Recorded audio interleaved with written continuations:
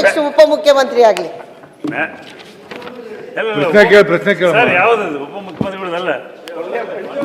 ಮುಖ್ಯಮಂತ್ರಿಗಳಿಗೆ ಅವರು ಇಲ್ಲ, ಈಗ ಮುಖ್ಯಮಂತ್ರಿಗಳ ಆಪ್ತರು ಅವರೇ ಖಾತೆಗಳ ಪ್ರಮುಖರು ಅಂತ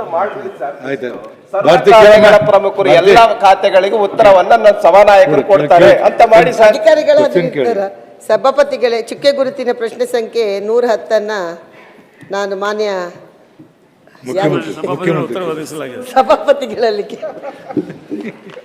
ಸಭಾಪತಿಗಳೇ ಉತ್ತರವನ್ನು ಕೊಟ್ಟಿದ್ದಾರೆ. ಬಹಳ ಪ್ರಮುಖವಾದದ್ದು. 3 ಆಯೋಗ ಸರ್ಕಾರಕ್ಕೆ ರಿಪೋರ್ಟ್ ಕೊಟ್ಟಿದೆ. ಹಾನಹಳ್ಳಿ ಅವರ ರಿಪೋರ್ಟ್ ಅಂತೂ 25 ವರ್ಷ ಆಯಿತು ಕೊಟ್ಟು. ಅದೇ ರೀತಿ ವಿಜಯಭಾಸ್ಕರ್ ಅವರು ಸಮೇತ ಬಹಳ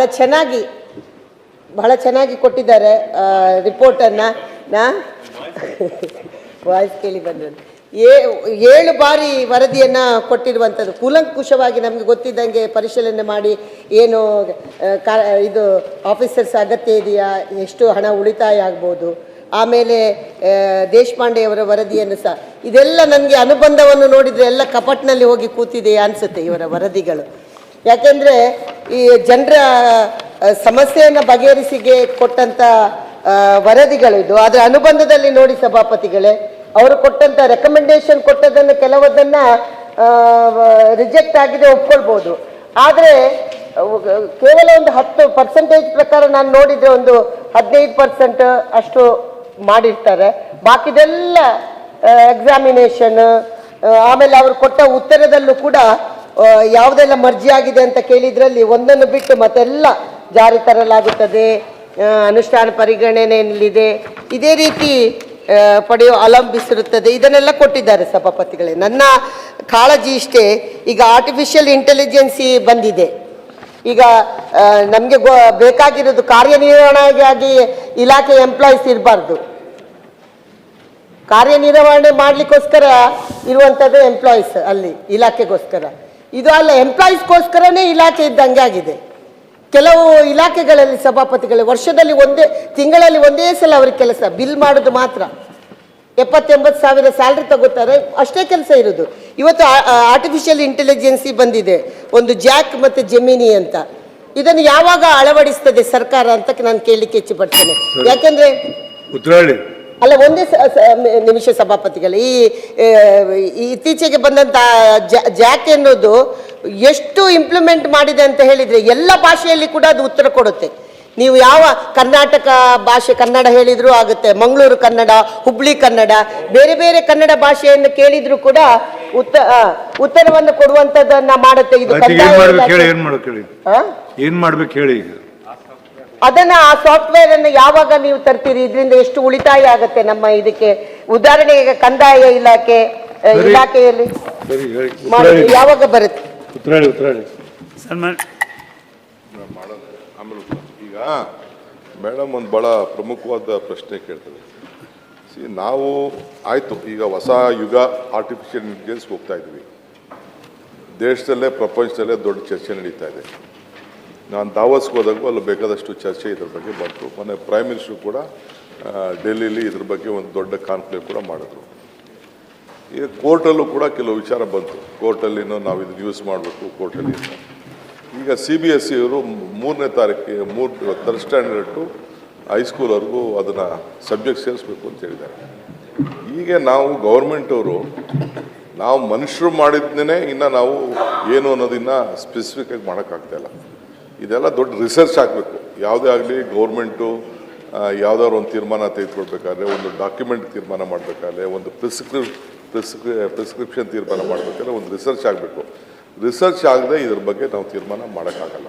ಎನಿ ಟೈಮ್ ಈಗ ಇವ್ರು ಬೇಕಾದ್ರೆ ನಿಮ್ಮ ಕೌನ್ಸಿಲ್ ಚೇರ್ಮನ್ನು ಎಲ್ಲ ಇರೋಂಥ ಡಾಕ್ಯುಮೆಂಟ್ನೆಲ್ಲ ಕಂಪ್ಲೀಟ್ ಸ್ಕ್ಯಾನ್ ಮಾಡಿಸಿಸ್ಬಿಟ್ಟು ಬುಕ್ಕು ಡಾಕ್ಯುಮೆಂಟ್ ಹಾಕಿದ ಮೇಲೆ ತಾನೇ ಬರೋದು. ಈಗ ಕಂಪ್ಯೂಟರ್ ಬಂದಾಗ ಹೆಂಗೆ ಕಂಪ್ಯೂಟರ್ಗೆ ಎಲ್ಲಿ ಬರ್ತದೆ information? If the property has been loaded inside it will get it. So ಹಂಗೆ ಆರ್ಟಿಫಿಷಿಯಲ್ ಇಂಟೆಲಿಜೆನ್ಸು ಕೂಡ ಅದು ಏನು ಹೊಸದಾಗೇನು ತಯಾರು ಮಾಡೋಕ್ಕಾಗಲ್ಲ. ನೀವೇನು ಲೋಡ್ ಮಾಡ್ತೀರೋ ಅದು ಈಚೆ ಬರ್ತದೆ ಅಷ್ಟೇ. ಅದರಿಂದ they can't take A decision. So ನಾವು ಇದ್ರ ಬಗ್ಗೆ ದೊಡ್ಡ ರಿಸರ್ಚ್ ಮಾಡಿದ್ವಿ. ಬೇಕಾದ್ರೆ ದಿನ ಡಿಬೇಟೇ ಮಾಡಿಸಿ ಮಿಕ್ಕಿದ್ದು ನಮ್ಮ ಆನರಬಲ್ ಮಿನಿಸ್ಟ್ರಿ ವಿಚಾರದಲ್ಲಿ ರಿಪ್ಲೈ ಮಾಡಿ. ಸಭಾಪತಿಗಳೇ, ಈಗ ಕರ್ನಾಟಕ ಆಡಳಿತ ಟ್ರಿಬ್ಯುನಲ್ನಲ್ಲಿ ಇದನ್ನು ಅಳವಡಿಸಿದ್ರೆ ಬಹಳ ಒಳ್ಳೆಯದಾಗುತ್ತೆ.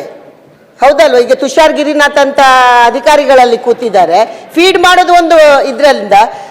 ನಾನೀಗ ಒಂದು ಪ್ರಶ್ನೆ ಕೇಳಿದ್ರೆ ಅದರಲ್ಲಿ ಇದು ಎಲ್ಲಿ ಸಿಗ್ತದೆ ಅಂತ ಹೇಳಿದ್ರೆ ಇಮಿಡಿಯೇಟ್ ಉತ್ತರ ಕೊಡ್ತದೆ. ಯಾಕಾಗಿ ಬೇಕು ಅದು ಹೇಳುತ್ತೆ, ನನಗೆ ಇದು ಯಾವ ಕಡೆ ಹೋದ್ರೆ ನನಗೆ ಉತ್ತಮ ಅದನ್ನು ಕೊಡುತ್ತೆ ಅದರಲ್ಲಿ. ಆದ್ರಿಂದ ಇದನ್ನು ದಯಮಾಡಿ ತಾವು ಒಂದು ಸಮಿತಿಯನ್ನು ಕೂಡ ರಚನೆ ಮಾಡಿ ಇದಕ್ಕೆ. ಟ್ರೈ ಮಾಡಿದ್ದೀನಿ. ನನಗೆ ಯಾವುದೋ ನನ್ನ PA ಫೋನ್ ಮಾಡಿಬಿಟ್ಟು ಯಾರೋ ನನಗೆ ಇದಕ್ಕೆ ನಿನ್ನ ಭಾಷಣ ಏನು ಅಂತ ಏನು ಮಾತಾಡಬೇಕು ಅಂತ ಕೇಳ್ತಿದ್ದೆ.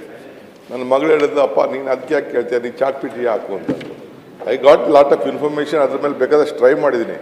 ಬಟ್ ಅಥೆಂಟಿಕೇಶನ್ ಇದೆಯಲ್ಲ ಅದು ಭಾಳ ಹೆಚ್ಚು ಕಮ್ಮಿ ಆಗಿದೆ. ನೀವು ಜಸ್ಟ್ ಬೇಕಾದ್ರೆ ಒಂದು ರಿಸರ್ಚ್ ಮಾಡಲಿ, ಚೇರ್ಮನ್ರೇ ಇದ್ರ ಬಗ್ಗೆ ಒಂದು ರಿಸರ್ಚ್ ಮಾಡಲಿ.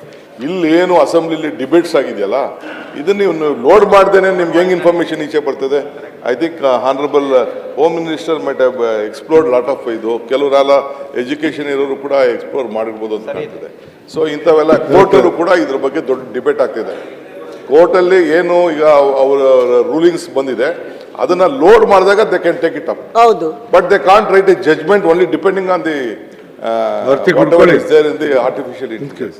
This is the biggest this one. ಇನ್ನ ನಡೀತಾ ಅಲ್ಲ ಸಭಾಪತಿಗಳೇ, ಈಗ ಮುಂದಕ್ಕೆ ಹೇಳ್ತೀನಲ್ಲ, ಇದು ಇಡೀ ಪ್ರಪಂಚದಲ್ಲಿ ಎಷ್ಟು ಜಾಬ್ ಕಳ್ಕೊಳ್ತೀವಿ, ಎಷ್ಟು ಅನುಕೂಲ ಆಗ್ತದೆ, ಇದು ಬೆಟರ್ ಏನಾಗ್ತದೆ ಅದೆಲ್ಲ ಕೂಡ ನಡೀತಾ ಇದೆ.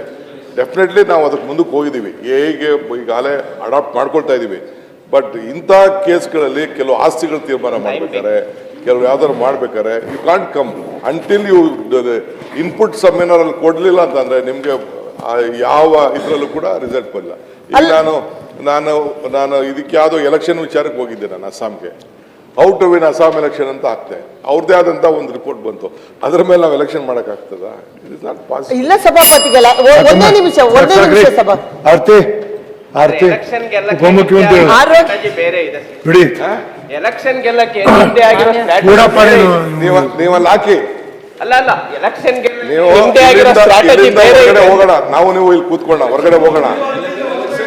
We both will sit here. ಇಲ್ಲೇ ಬನ್ನಿ, ಫೋನ್ ಇಲ್ಲೇ ಉಪಯೋಗಿಸಂಗಿಲ್ಲ. ನೀವು ಅಲ್ಲಿ ಕೂತ್ಕೊಳ್ಳೋಣ, ಹೊರಗಡೆ ಕೂತ್ಕೊಳ್ಳೋಣ. ನೀವೇನ್ ಹೇಳ್ತಾರೆ ಗೊತ್ತಾ, you go to Karnataka model, you win Assam election ಅಂತಾರೆ. ಹಂಗೆ ಮಾಡಕ್ಕಾಗ್ತದ? ಕಳಿಸಿದ್ದಾರೆ, ನೋಡೋಣ ಏನಾಗತ್ತೆ ಅಸ್ಸಾಮಲ್ಲಿ. ಆರ್ತಿ